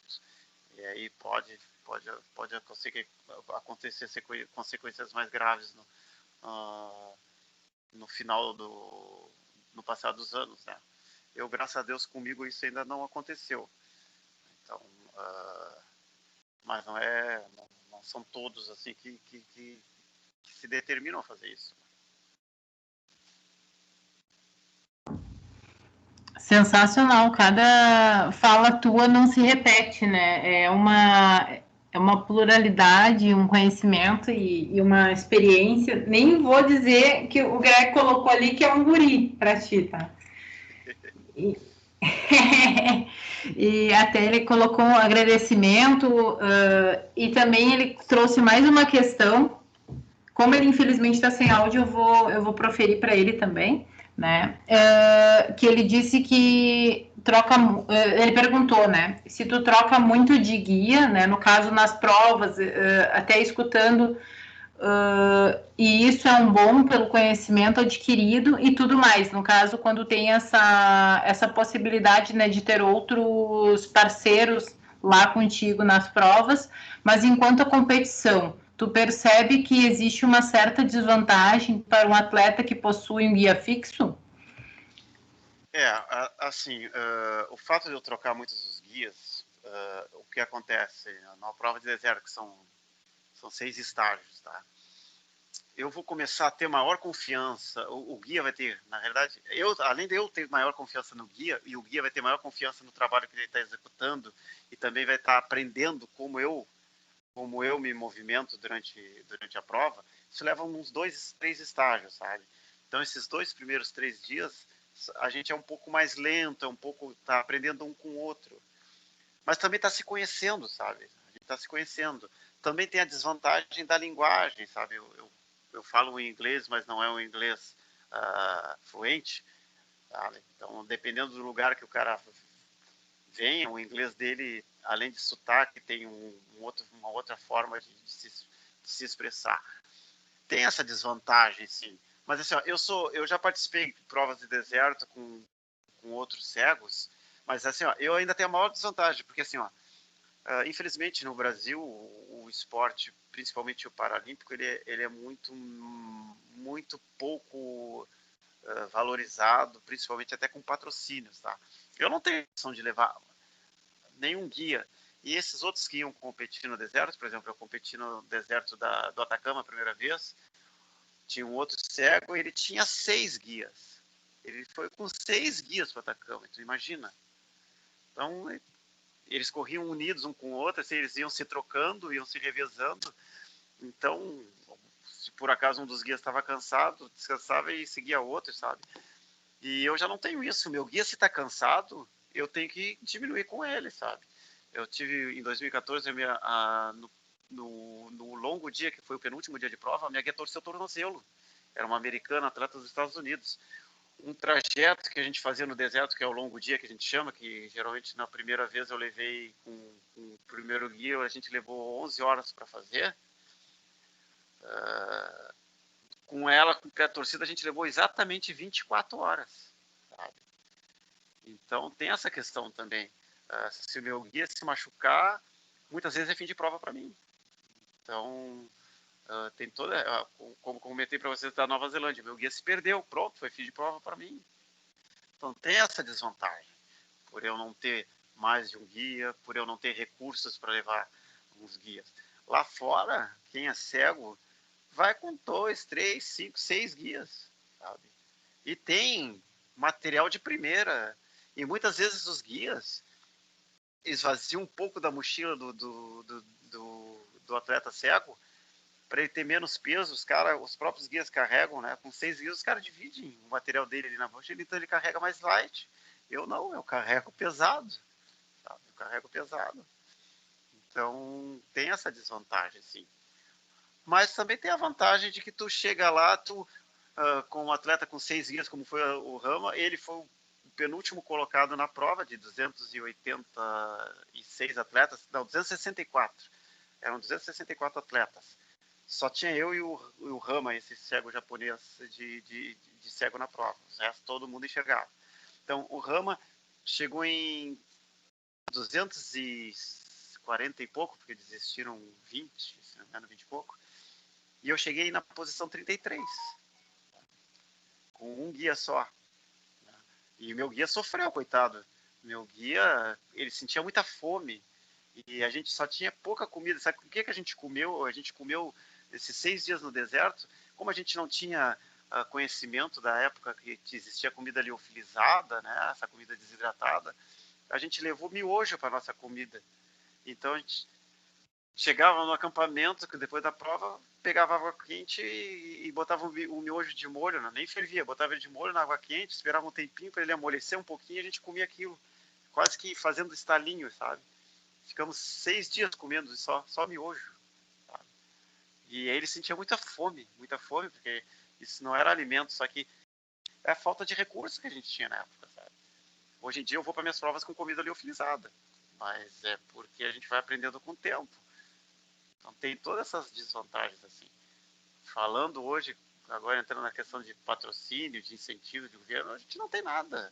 Se eu não tenho a empresa que eu me aposentei aqui em Rio Grande, que dá aula portuária, me patrocinar desde 2008, eu não tenho mais nada de recursos do governo. Antes, quando eu corria pelo Comitê Paralímpico para fazer o circuito caixa de atletismo, que eu parei de fazer prova de pista, mas quando eu fazia prova de pista, eu ganhava a Bolsa Atleta do governo. Eram R$ 1.975 por mês. Mas aí eu parei de fazer prova de pista, que aquilo não estava me deixando feliz, sabe? Porque eu treinava para chegar lá, competir uma prova de 5.000 que durava 16 minutos. E aí eu ficava com vontade de correr e não tinha mais. Em 16 minutos acabou a prova. Então aí eu disse, não, vou fazer outras coisas. Então eu entrei para o ramo das maratonas e ultramaratonas, que não pagam dinheiro, pessoal. Nenhuma prova dessas, para quem é deficiente visual, paga dinheiro nenhum. Então, o pessoal diz, tu ganhou todas as provas. Mas eu nunca recebi um centavo por prova. Então, assim. Tem uma série de desvantagens hoje de tu ser um atleta, um para-atleta, porque e se é cego é pior ainda, porque essa questão do guia, né, que o custo sempre é dobrado.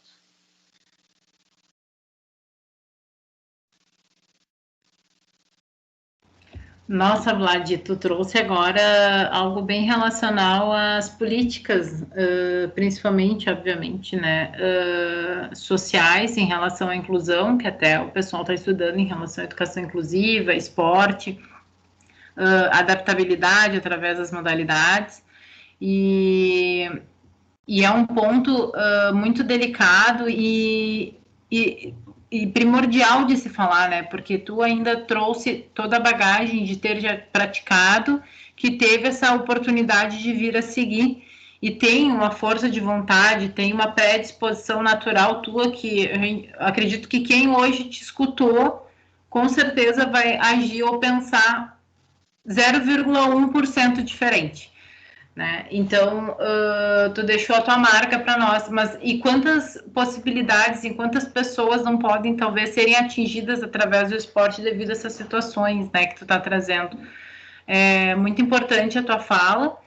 E como nós, profissionais de educação física, tu acredita que a gente pode incentivar positivamente, né, no aspecto para melhoria dessas relações de políticas públicas? Pois é, assim, olha só, ver muito, realmente, vocês podem ajudar ou colaborar, ou, na realidade, transformar a vida de muitas crianças, adolescentes e adultos portadores de qualquer outra deficiência. Porque a partir do momento que assim como eu me descobri na corrida e levei isso para transformar minha vida hoje, né, de repente aquela pessoa que hoje está cadeirante, ficou cadeirante, não se vê como um atleta, porque se vê impossibilitado, se vê como inválido. E aí vocês de repente mostram um novo horizonte para ele, tipo, o vôlei sentado, o atletismo na cadeira, o basquete em cadeira de rodas.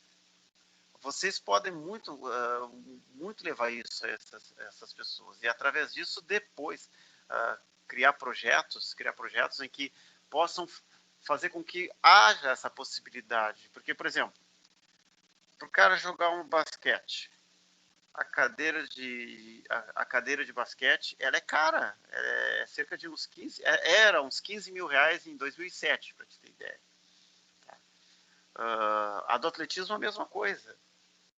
E aí, se um profissional vai lá e faz um projeto em que, olha, vou criar uma equipe de atletismo, vou criar uma equipe de basquete de basquete de cadeira de rodas, conseguir esse equipamento, conseguir trazer essas pessoas, fazer com que eles acreditem que eles possam ser um atleta de alto rendimento, por exemplo, o arco e flecha também, os cadeirantes principalmente os cadeirantes, são os principais atletas do arco e flecha, mostrar para eles isso. Eu acho que vocês estudando todos os tipos de esporte que existem para cada deficiência, já vai fazer com que vocês tragam muitas pessoas que estão dentro de casa, que decidiram se isolar por se sentirem inválidas, ou às vezes não se sentem inválidas, mas a família os trata como inválidos e eles acreditam que são por causa disso.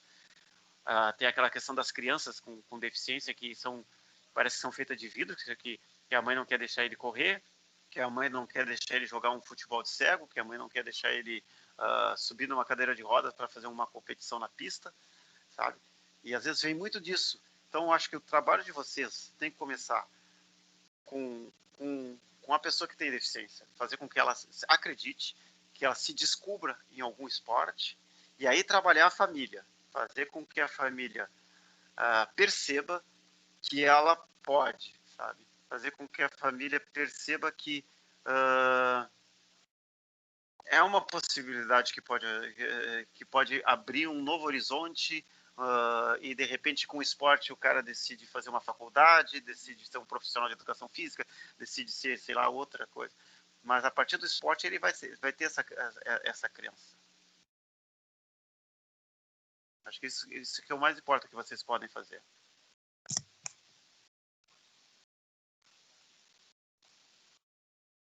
Vocês estão me ouvindo? Porque está dando sinal de bateria no meu celular. Sim, tá. Ao menos eu estou escutando, deu uma falhada, mas a mensagem foi dita, feita, tuas colocações em relação à família também, porque é uma rede, né, Vlad? Nada se faz sozinho. Com certeza, para ti estar onde tu está hoje, tu teve todo um apoio da tua família, né? Que tu tem toda essa conciliação. Imagina uma filha com a idade de muitos aqui. Então, eu acredito que essa tua mensagem, eu estou trazendo... Ouvindo, tá? Não no Só estou pegando o carregador aqui, só vai falando. Sem problema. Não com o foco de polarizar, mas no sentido da conscientização e trazer uma pessoa que tem toda uma representatividade, né? Então, eu te agradeço muito pelas tuas palavras, porque a gente precisa sempre falar sobre, a gente acaba, às vezes, muito exaltando o resultado final e esquece do processo de como chegar até ele, né? Então, com certeza, tu és uma revelação no meio de tudo isso. Estamos entre nós aqui o William, que está de aniversário hoje, até foi ele que fez as perguntas do guia. Sobre o guia. Agora está dando um pouquinho de contato. Tá dando um pouquinho de contato. Eu acho que foi do teu carregador, Vlad. Tá ruim? Tá dando um pouquinho de contato, meio que.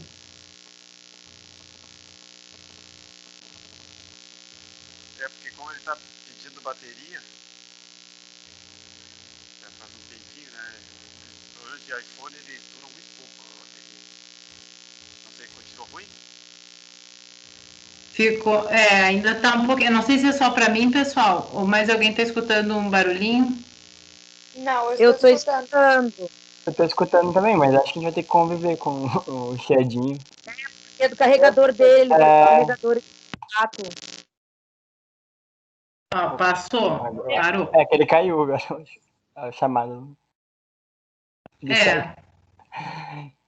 Ele caiu aí, passou? Sim.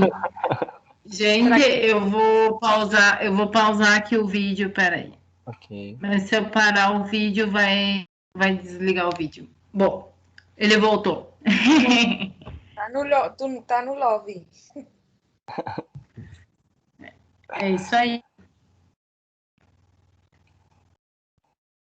Muito legal a história de vida, né? É sensacional, sensacional. Demais. Muito. Nossa, eu tô terminando. Eu aceitei ele, mas... E essas aulas que eu tô tendo online contigo, Jéssica, tá me ajudando um monte, sabe? Que vai ser meu trabalho de conclusão da faculdade. Opa, e a gente vai comemorar então a tua formatura, vai ser colação em janeiro? Não, partiu. Trabalho de TCC. A gente está construindo durante legal. E eu a prática interdisciplinar? Oi? A prática interdisciplinar? Sim. Legal. Show. Social abrange tudo, né? Todas as áreas. Então, assim, às vezes eu tenho que cuidar para não sair do foco do meu trabalho, porque inclusão social entra tudo. É muito grande. Com certeza. Ótimo saber que estão cooperando. E na semana que vem, até, pessoal, aproveitando, enquanto o Vlad está retornando,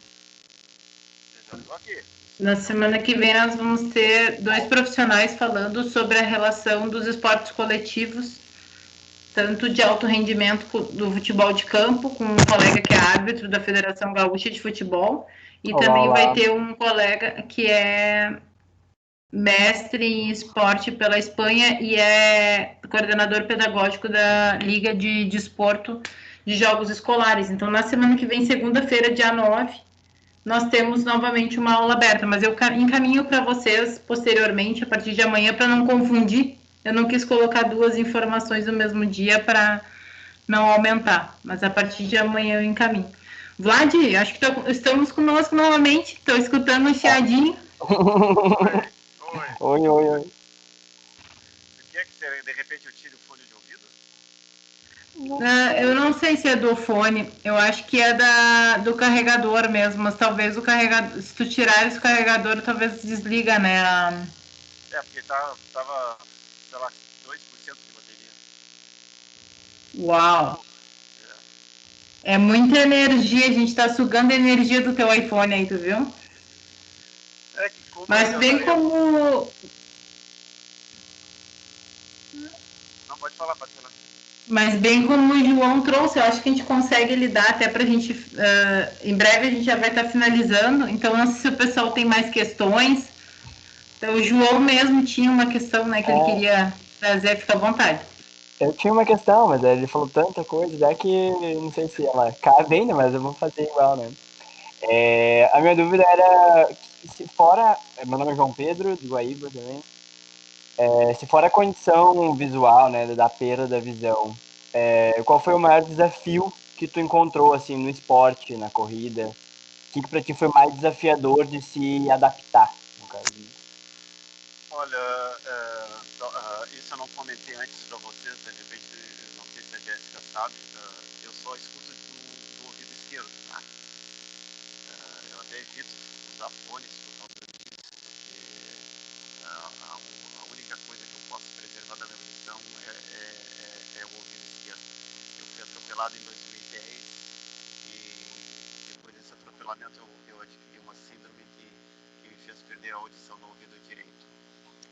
Então isso acho que é uma das coisas que mais me atrapalha hoje nas provas, porque o guia tem que estar sempre do meu lado esquerdo, tá? Para me orientar, para me avisar sobre alguma coisa. E às vezes também eu estou correndo no local que está com muito barulho, ou vento muito forte, eu não escuto as informações que ele me dá, mesmo no lado do ouvido bom. Então eu tenho hoje muita dificuldade. Eu tive que adaptar meu corpo a sentir o corpo do guia, mesmo com o movimento dos braços. Eu comecei a perceber a forma que ele pisa, a forma que ele movimenta o corpo, para mim poder me locomover mais ou menos da mesma forma, ou de uma forma que eu não fique muito em desvantagem com o guia. Então hoje a maior dificuldade que eu tenho nas provas realmente é superar, além da perda da visão, essa audição só pela metade.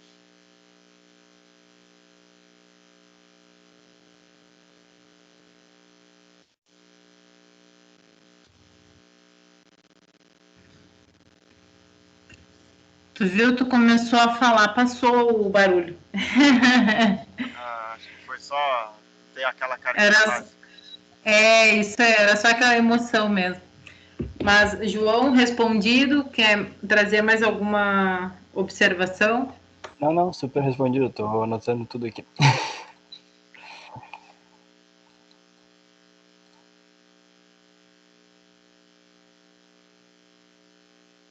Que coisa mais fofa. Isso aqui é pena que eu não posso levar pro deserto. É muito pra ele, não. Eu gosto muito dele pra fazer isso. Essa pessoa que falou coisa mais fofa é a Dani, Vlad, e ela tá fazendo, quando tu tava reiniciando, ela tava falando que tá fazendo um trabalho sobre inclusão, e ela disse que essa aula vai ser bem positiva pro trabalho dela, e ela é de Torres, ó, já tem casa em Torres, Vlad. Olha só, ó. Pois então. Fazer uma ultra aí em Torres, aí, uma 24 horas, quem sabe? Aí eu vou aí correr. Um TTT. Então, aqui tem bastante lugar bonito para correr. Eu quando estou treinando para a prova do deserto, eu abdico até do conforto, né? Então, por exemplo, um mês antes, só para vocês terem curiosidade, um mês antes de eu ir para o deserto, eu passo um mês dormindo num saco de dormir no chão, né? E não na cama, para adaptar meu corpo. Aqui o pátio é bem grande, a minha filha gosta de acampar. Mas aí, então tá. Se puder ela gosta do programa Largados e Pelados, entendeu? Oi? Ela gosta do programa Largados e Pelados. Ela não. gosta de acender fogo, passar trabalho, botar a panelinha no fogareiro, dormir na Isso é mata, bom, na barraca. Isso é bom. Então, é bom ela correr uma prova de deserto, que a gente praticamente passa fazendo isso aí. É sem conforto. Ela não sente os mosquitos, eu não sei de onde é que essa menina puxou. Não. Mosquito é como? Mosquito Pra ela, repelente. Tudo pra ela. Repelente é uma das coisas que a gente mais carrega, porque como uma das coisas que atrapalha muito nessas provas extremas realmente são os insetos. E em 2015, inclusive, eu fui picado no Equador, o Alexandra. Fui picada por um escorpião e fiquei 5 dias na UTI. 5 dias, deu uma parada cardiorrespiratória. Faltando 2 quilômetros para terminar a prova de 250, pra vocês terem ideia. Então, é bem complicada essa questão de prova extrema, realmente, porque quando a gente se inscreve, a gente sabe que tu tem vários riscos que põem a tua vida em risco, na realidade. Se não for a vida em risco, tu tem risco de fratura de várias coisas. Então, como isso, picada de animais nocivos também.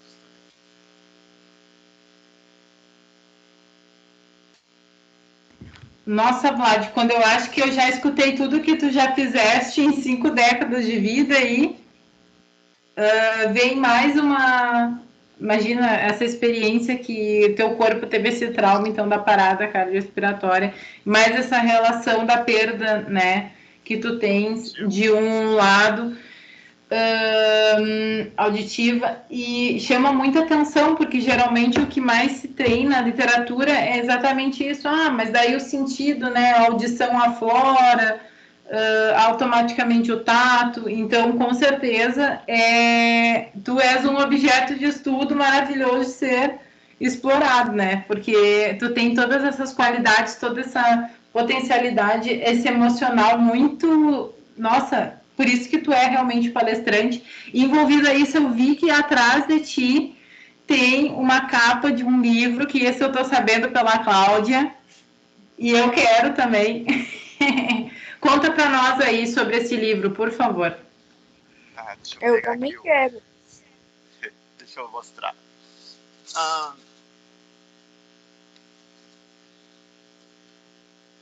Esse livro aqui chama o esporte, é bem para que são...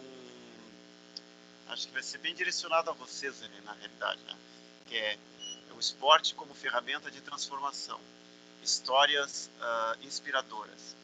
Esse livro aqui da editora Gregory, a editora fez um convite para alguns atletas, tipo a Keila, que é medalhista olímpica do basquetebol, alguns treinadores, alguns atletas do judô, da natação, do boxe. Comigo são mais 17 coautores, tá? Eu participo desse livro como coautor. O último capítulo é sobre a minha história de vida, e tem mais 17 capítulos da história de vida de cada um desses atletas aqui.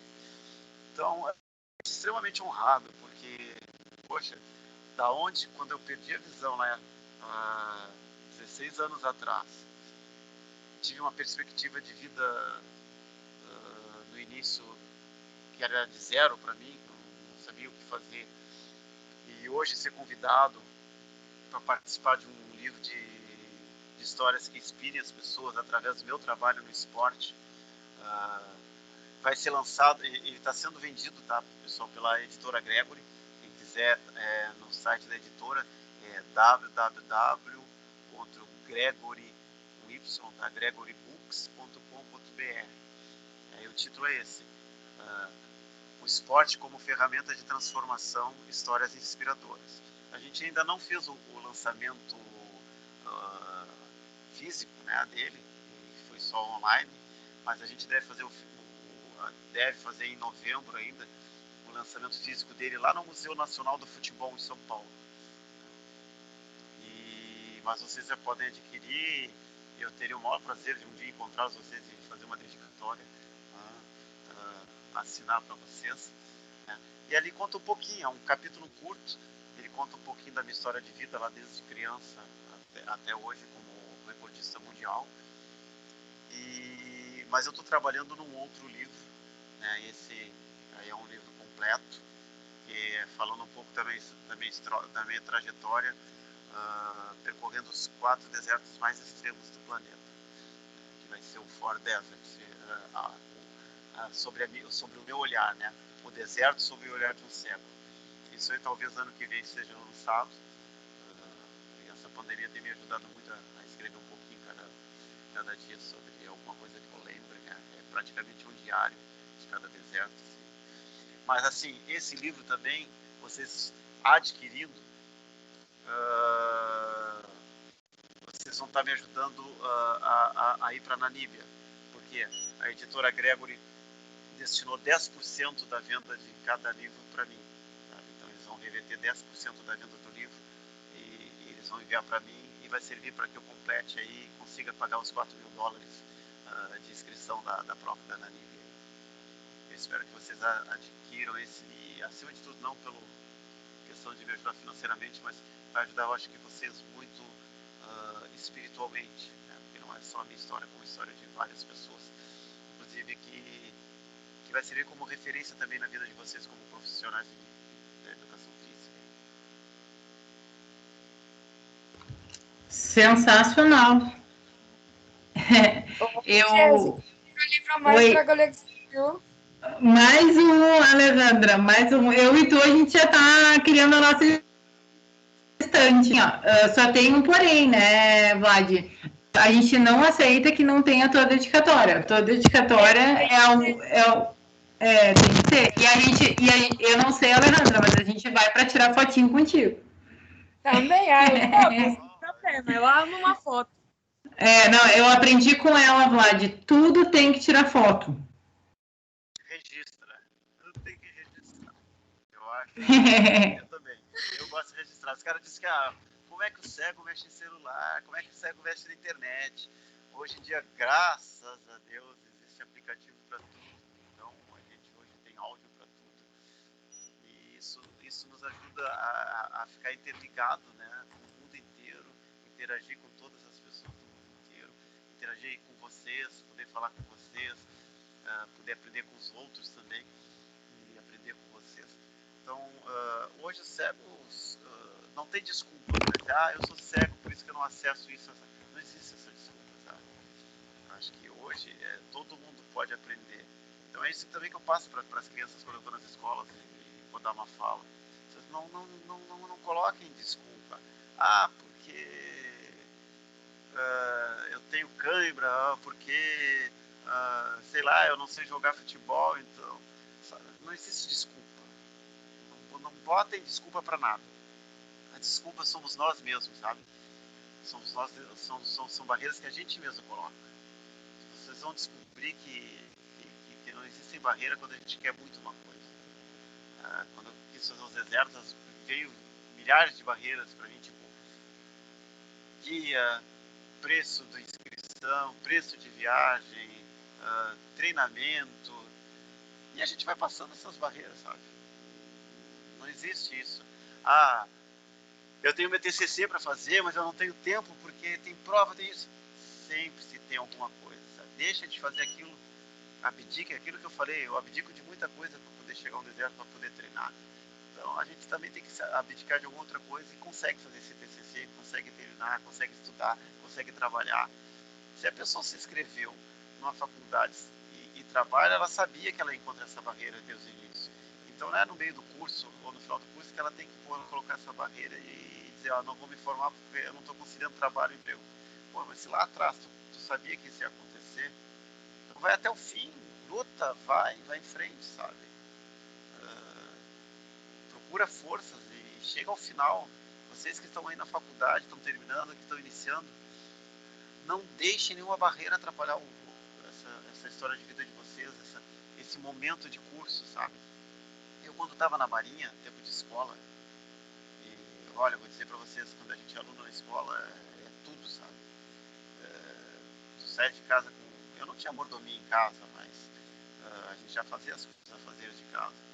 Mas é limpar banheiro, é capinar, é isso. Estudava, a gente acordava às 5 da manhã para ter o treinamento físico militar, e depois 6 horas da manhã ia pro banho, 6h15 ia pro café, 7h05 começava a nossa aula até meio-dia 15, do meio-dia 15 a gente parava para almoçar, 1h30 já tinha aula de novo, até as 13h30, das 13h30 às 5 era faxina, e depois das 5 era o banho, 5h30 era janta, 7 horas era estudo obrigatório, 21 horas a gente estuda, e tomava uma ceia e ia dormir às 10, aí tudo de novo no outro dia, sabe? Então, assim, ó, e a gente achava que aquilo era uma tortura. Quando vai acabar esse tempo de aluno para a gente se formar e poder... Vou dizer para vocês, foi o melhor tempo de marinha que eu tive na minha vida, porque a gente estava cercada com os colegas, sabe? Eu tenho meu grupo de marinha, de colegas de turma, a gente se corresponde, se fala todos os dias mesmo. É o melhor tempo que a gente tem. Então esse tempo que vocês têm aí de alunos, de faculdade, aproveitem o máximo. É um dos melhores tempos que vocês vão ter na vida de vocês. Vocês vão carregar isso pro resto da vida, sabe? E vão levar isso dentro da profissão de vocês. Então não usem desculpa, não deem desculpa, não arranjem desculpa. Aproveitem o máximo, vivam o máximo e cheguem e concluam isso que vocês querem. Peguem esse canudo lá no final, sabe? Com motivo de muito orgulho, assim como eu peguei o meu, sabe? É muito orgulho de levantar aquele canudo, jogar para cima e comemorar. É isso que vocês têm que fazer, sabe? Vivam esse dia a dia de acadêmicos, né? Muita garra. Vlad, tá cortando um pouquinho o teu áudio. Se tu puderes, eu acho que tira o microfone, o microfone, porque ele tá dando... Aí. Dá para ouvir? Perfeitamente. Se eu soubesse, eu tinha pedido antes. Agora? Se eu te contar que eu tava ficando um pouquinho zonzo já, mas é que deu uma microfonia com um pouco de tudo, mas agora eu te escuto perfeitamente. E tu consegue me escutar?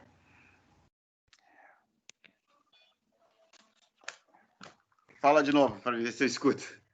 Oi, consegue me escutar? Bom, botei todo o áudio aqui, tô conseguindo escutar, mas bem mais baixo que eu escutava, mas como eu te disse, é por causa da deficiência auditiva. O meu ouvido acostumou com o fone agora, e aí tô tentando adaptar aqui. Mas tô ouvindo um pouco. Tá. Eu vou ficar com o micro... Eu acho que tu vai me escutar melhor agora. Consegue me escutar? Peraí que eu vou trocar o fone. De repente aquele fone esteja ruim. Desculpa interferir na tua fala, mas é que como estava dando uma microfonia bem alta e as tuas palavras são muito importantes. Melhorou. Perfeito. As tuas palavras estavam excelentes e infelizmente a gente estava perdendo parte delas devido à microfonia, mas agora está perfeito. Até a partir da parte que tu colocou, quando levanta o canudo, que eu acredito que é bem importante, sabe? E até conta para nós aí qual é o canudo que tu levantou. Na Marinha? Foi de concluir o curso no meu caso, de marinheiro de administração e apoio, que é no caso o meu curso ele foi destinado a toda essa parte de administração e apoio. Eu me formei em escrita e fazenda, enfermagem, educação física e paiol. Então, dentro da Marinha, eu me especializei em 4 especialidades. Aí, depois, com o tempo da Marinha, ainda fiz uma última especialidade, que foi mergulhador de combate. Mas o tempo que eu fiquei na Marinha de escola foi esse canudo, né, de marinheiro que hoje nos Estados Unidos se dizem de marinheiro de primeira classe, né, que é o marinheiro de carreira. E aí, depois disso, a gente chegou a sargento e tal. A minha turma hoje toda é aposentada, somos todos suboficiais. Mas foi assim, imagina tu tá numa escola, eu saí de Rio Grande, fui para Florianópolis, sem família, com 16 anos, tendo que cuidar da minha própria vida, lavar minha própria roupa e estudar como louco, porque a média é média 8, e tu tinha que ter essa disciplina, né, de estudar, e eu ainda, além disso, eu queria ser submarinista, e como submarinista, eu tinha só 3 vagas como submarino na minha turma, na esquadra, depois de formado. Então eu tinha que estudar para ser um dos primeiros lugares do curso, né, para conseguir o submarino. Aí, graças a Deus, eu consegui. Eu consegui ficar... em segundo lugar na turma, aí teve a tal de média ponderada, acabei caindo para sétimo, mas como tinha 3 vagas para submarino e os outros que estavam na minha frente, alguns quiseram o porta-aviões, o Minas Gerais, então quem foi para o porta-aviões e eu consegui a segunda vaga para submarino. Então, assim, a gente tem que aproveitar esse momento como aluno que tá em curso, porque a gente aprende tanta coisa e, acima de tudo, a gente troca experiência com os colegas, experiências de que a gente leva para o resto da nossa vida, experiência que a gente leva para o resto da nossa vida. Eu digo para vocês que os meus irmãos, eu escolhi, na minha vida eu pude escolher os meus irmãos, que são meus amigos, são meus colegas de marinha, esses são meus irmãos, e eu considero mais, inclusive, vai parecer forte, mas eu considero mais do que os meus irmãos de sangue, tá? Me dou até melhor do que os meus irmãos de marinha, do que com meus irmãos de sangue. Então a gente tem que viver assim, aproveitem essa fase que vocês estão aí o máximo possível, passa muito rápido, apesar de que parecer que não. E depois de formados, assim, é um estalo, tudo é um estalo. E não parem no tempo, não parem no tempo. Vão fazendo essas suas reciclagens, vão fazendo suas... vão se aperfeiçoando cada vez mais. Não fiquem para trás, porque se a gente fica para trás, a gente está deixando outra pessoa que possa aprender com a gente também para trás. Então, sempre procurem estar à frente de tudo dentro da profissão de vocês, porque vocês estando à frente de tudo, vocês com certeza vão estar auxiliando e ajudando muito mais gente na volta de vocês.